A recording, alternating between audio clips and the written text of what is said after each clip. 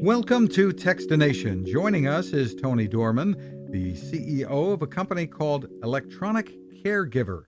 Thank you for joining us, Tony. Thank you, Fred. Great to be here. We're going to talk about what you're showing off at the Consumer Electronics Show in just a second, but first, a little bit of background about Electronic Caregiver. I guess the name is a tip-off. The name's a tip-off. We are about virtual care and health management through technology and connected home solutions. We founded in 2009. We had a big vision. The vision was to create a smart health home that was quick and easy to set up, but complex and capable in the way that it would help manage people's treatment plans, evaluate and assess their plans of care and the performance and outcomes of their plan of care, and to be able to do some passive ongoing assessment. And that was something that was a very big ambition, because you get into so many different types of resources.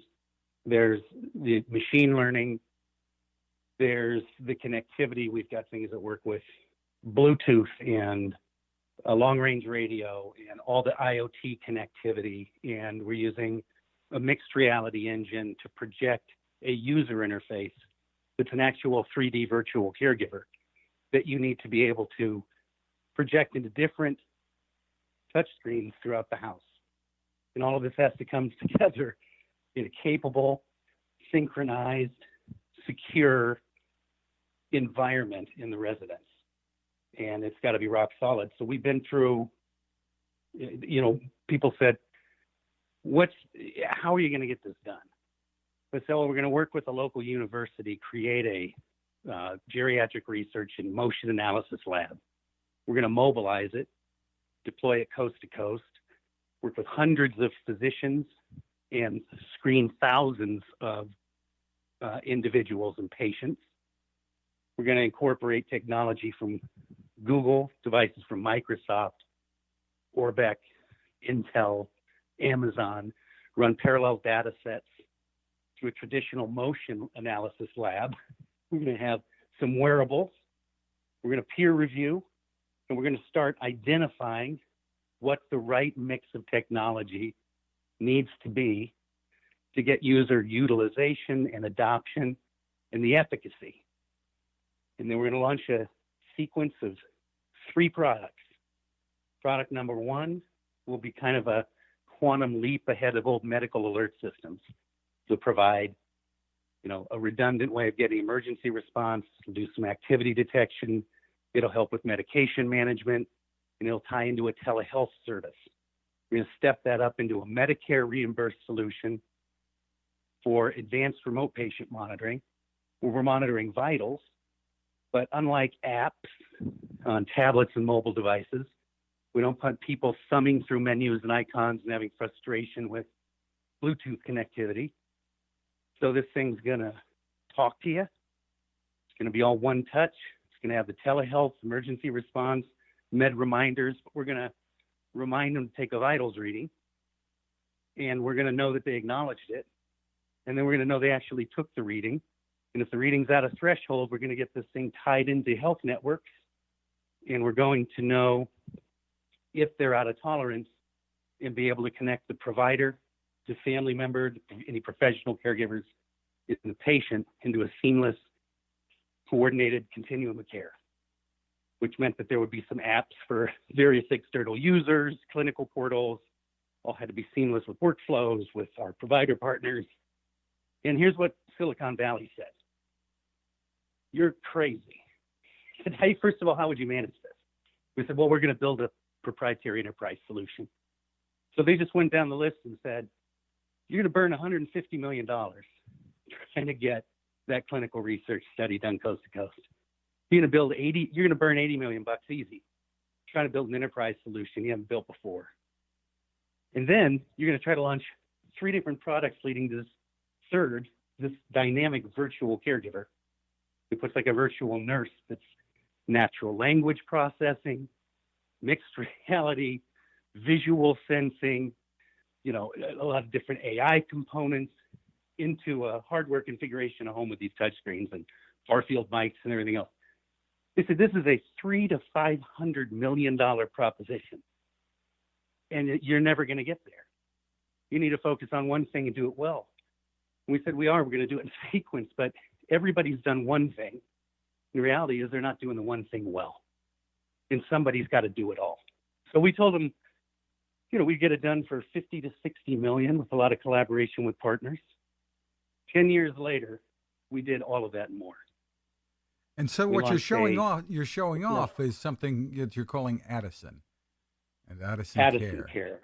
Well, Addison Care is the big conclusion to a long R&D cycle, millions of man hours, and collaboration with some of the biggest technology companies in the world.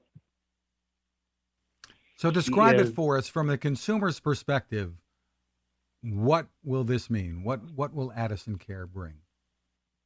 So I think the most important thing is to look at where the pain points are, from the provider side to the caregiver side to the patient side, in the cost of care, the gaps in care, the conflicts of care.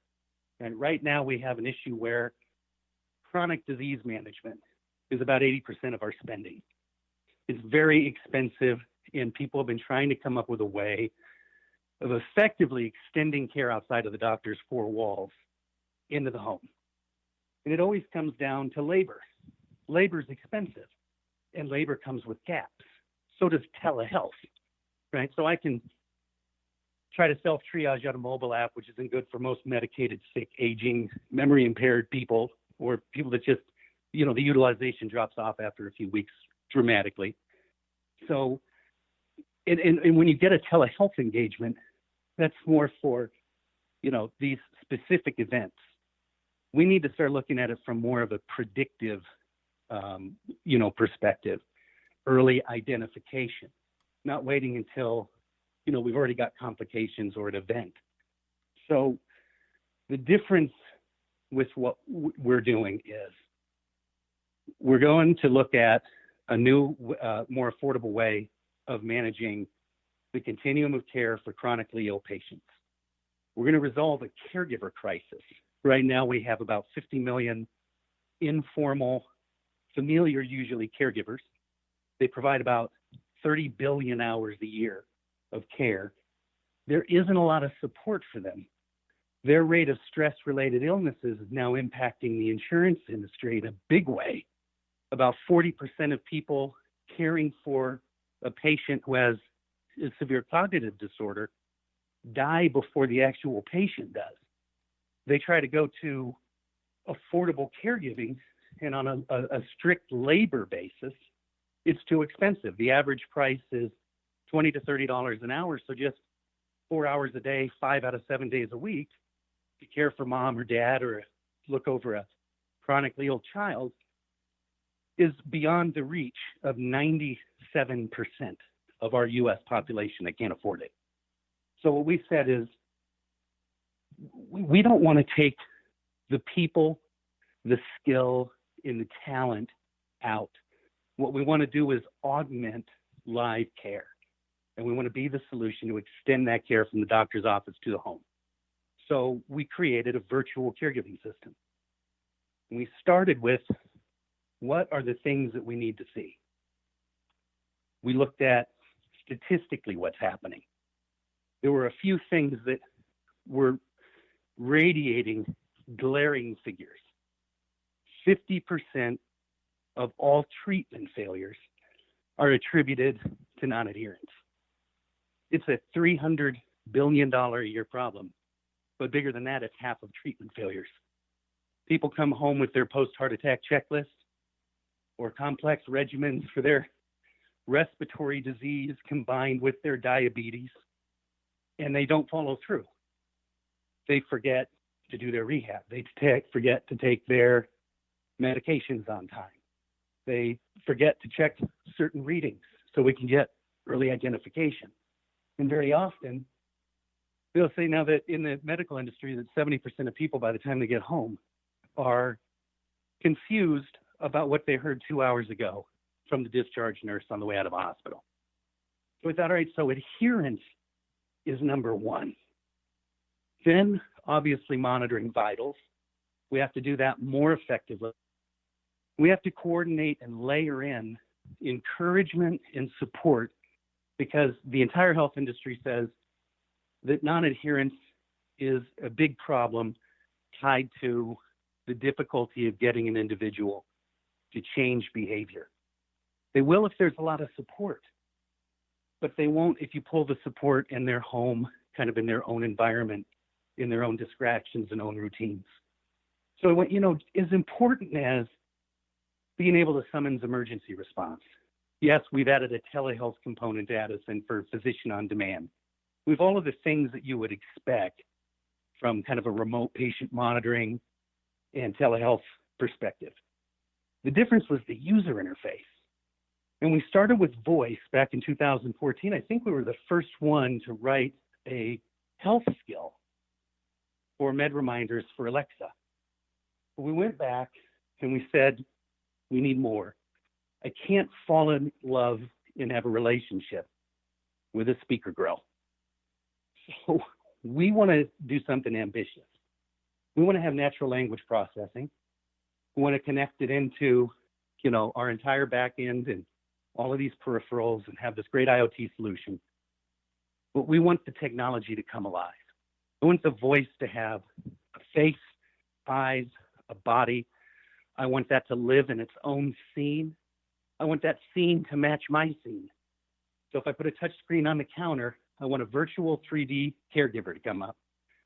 I want her to be Disney Pixar sweet spot quality, meaning if it's not real believable enough, it gets no respect.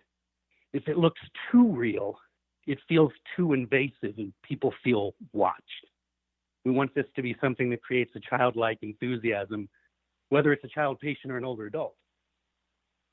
We want her to be able to work with objects in the scene. I want to be able to load 50 new orthopedic rehab routines, and I want to be able to deploy them to patients on a personalized basis nationwide. And I don't want an army of 200 animators doing it the old way and having to upload and download and render all these files.